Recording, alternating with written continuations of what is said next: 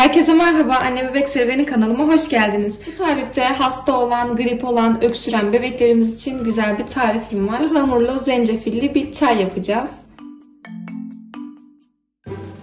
Zencefil hepimizin bildiği gibi bir şifa kaynağı. Hasta olduğumuzda, öksürdüğümüzde, grip olduğumuz zamanlarda hem tozu olsun hem tazesi olsun taze zencefil daha faydalı, daha iyi etki, sonuç alıyoruz.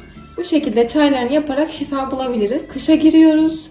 Şu an zaten öyle bir salgın var ki bütün çocuklar hasta. Bir iyileşiyorlar, yeniden kapıyorlar, tekrar iyileşiyorlar, yeniden kapıyorlar. Böyle bir döngü içerisinde.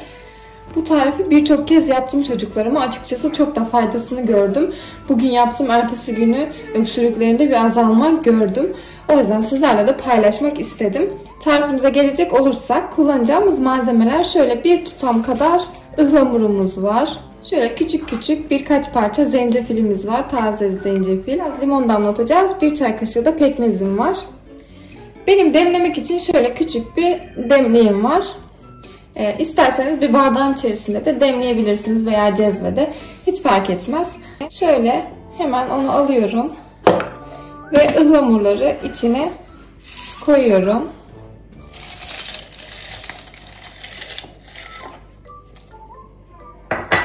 Zencefili de içine atıyorum. Limon ve pekmezimizi sonra ekleyeceğiz. Ihlamurumun ve zencefilin üzerine sıcak su ekliyorum. Kaynamış su olacak. Şöyle suyunu ekledim. Kapatıyorum. 5-10 dakika kadar burada demlenecek. Şöyle kapattım.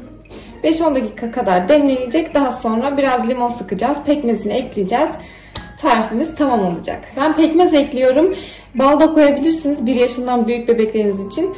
Kızım 9 aylık olduğu için ona da vereceğim. O yüzden bal ekleyemiyorum ben. Pekmez koyacağım. Pekmezle tatlandıracağım. Dilerseniz 1 yaşından büyük çocuğunuza yapıyorsanız bal ekleyebilirsiniz. O şekilde daha çok faydasını göreceksinizdir. Şimdi çayımız demlensin, daha sonra görüşürüz. Evet, artık çayımız demlendi. Burada 1 çay kaşığı pekmezimiz vardı. Onu içine ekliyorum. Şöyle limonumuz vardı. Birkaç damla limon sıkacağım. Hatta şurada suyu çıkmış. Şöyle hemen onu döküyorum içerisine. Şöyle birkaç damla göz kararı döküyorum. Şöyle biraz karıştıracağım. Pekmezin içeride güzelce dağılması için.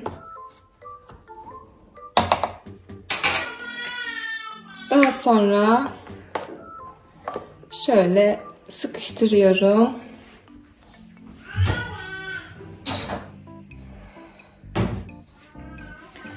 Şöyle bardağınıza dökebilirsiniz. Grip için şifalı kış çayımız hazır.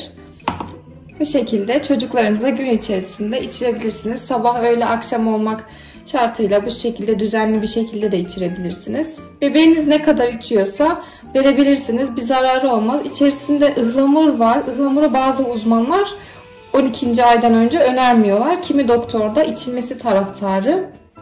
Ben şöyle yaptım açıkçası. Beyza 9 aylık dediğim gibi. Ona denedim.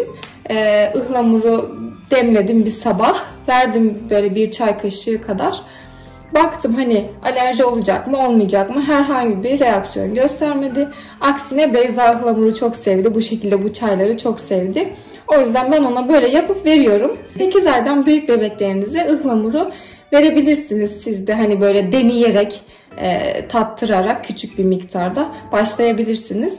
Böyle hemen birden böyle karışım hazırlayıp vermeyin. Bir deneyin önce. Alerji yapacak mı yapmayacak mı ona göre gözlemleyip devam edebilirsiniz.